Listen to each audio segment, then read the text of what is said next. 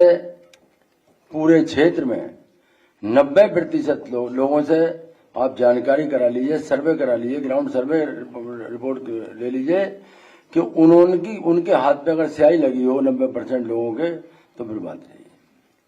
Vote जिस तरह हराया मुझे गया, पुलिस प्रशासन, जिला प्रशासन और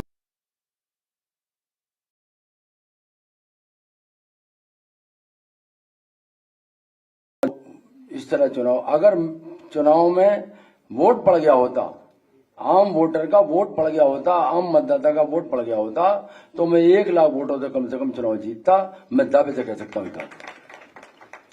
लेकिन जिस तरह बूथ कैप्चरिंग, जिस तरह धांधली इतने बड़े पैमाने पर हमने कभी सोचा भी नहीं था, देखा भी नहीं था, सुना भी नहीं था। जितना 42 जनता को किया गया, पूरी रात, पूरा दिन और पूरा जो है एक तांडव रचा गया, यही मैं आपसे कहना चाहता हूं। बिल्कुल पूरी तरह जो है चुनाव में बड़े पैमाने पर धांधली करके मुझे हराया गया। हाँ, अंदर भी थे।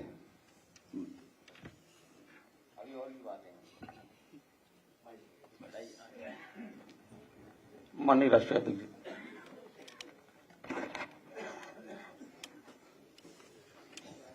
मैं अपने सभी प्रेस के साथियों का बहुत धन्यवाद देना चाहता हूं। हालांकि जिस दिन चुनाव हो रहा था और जिस समय वोट पड़ रहे थे, उस समय भी आप मिले थे।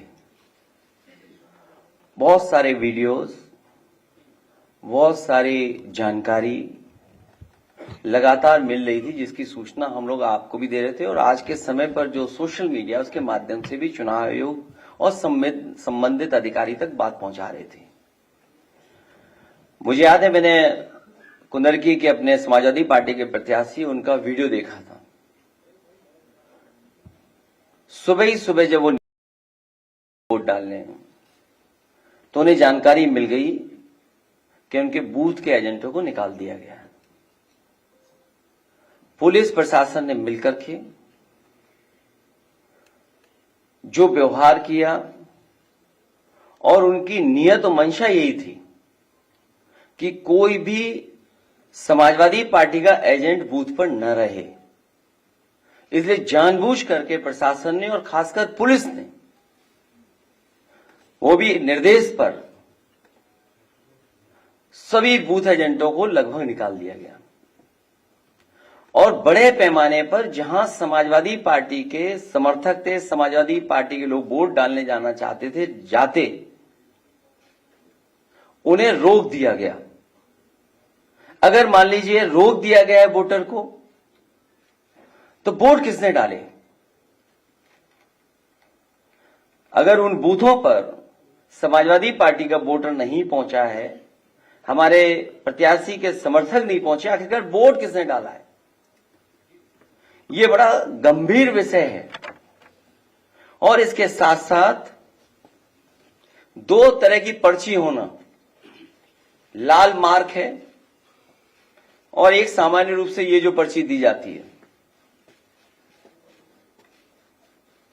ये लाल पर्ची, लाइन वाली पर्ची। उस दिन भी हम लोगों ने कहा था, जिस दिन वोट पड़ रहे थे, उस दिन भी इस बात को कहा था कि इस तरह की व्यवस्था कोई प्रशासन ने बनाई है और जिसके कारण इस तरह का भेदभाव किया है। यहां वो साथी बैठे हैं जिनका वोट था, लेकिन वोट डालने नहीं पहुंचे।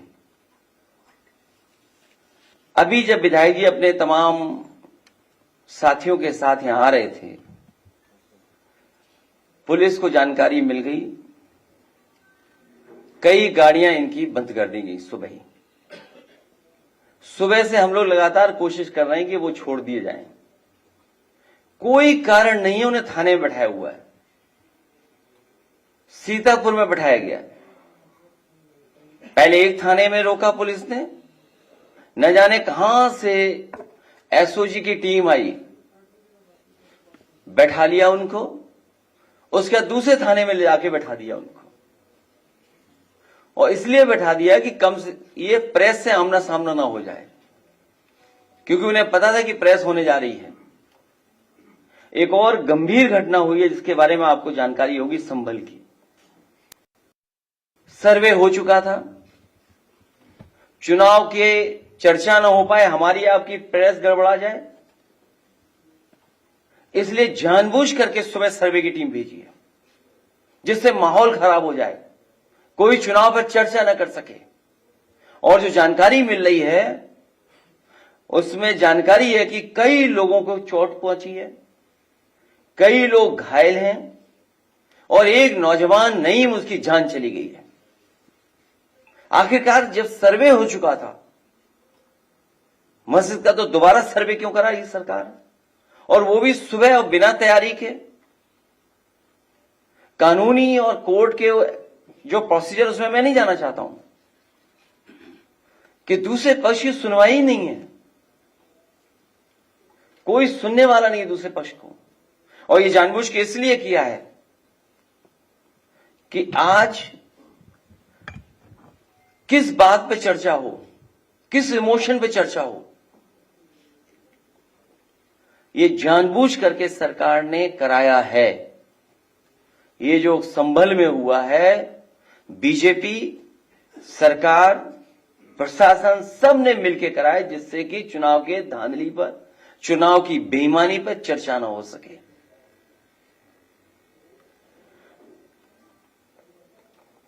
लोकतंत्र में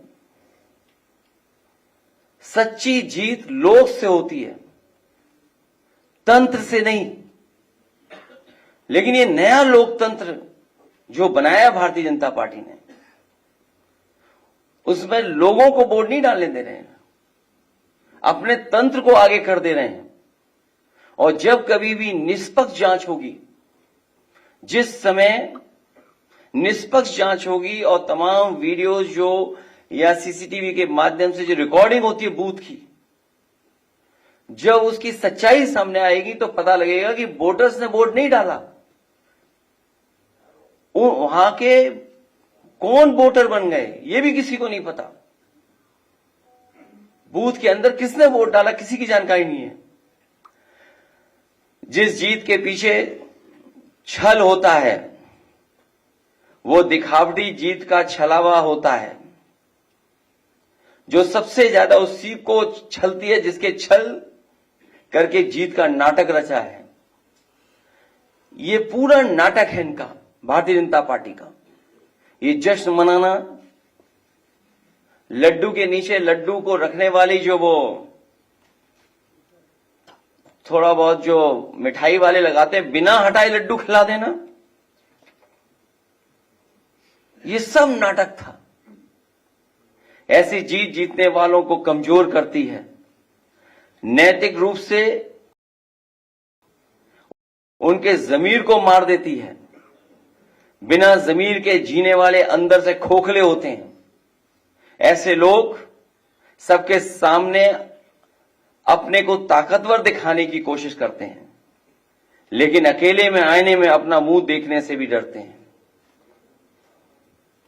भाजपा का हारने का डर तो उसी दिन साबित हो गया था जिस दिन उसने पीडीए के अधिकारी कर्मचारियों को चुनाव से हटा दिया था, जिससे इनके अपने लोग वहां सेट किए जा सकें और धांधली की गवाही देने वाला कोई न हो।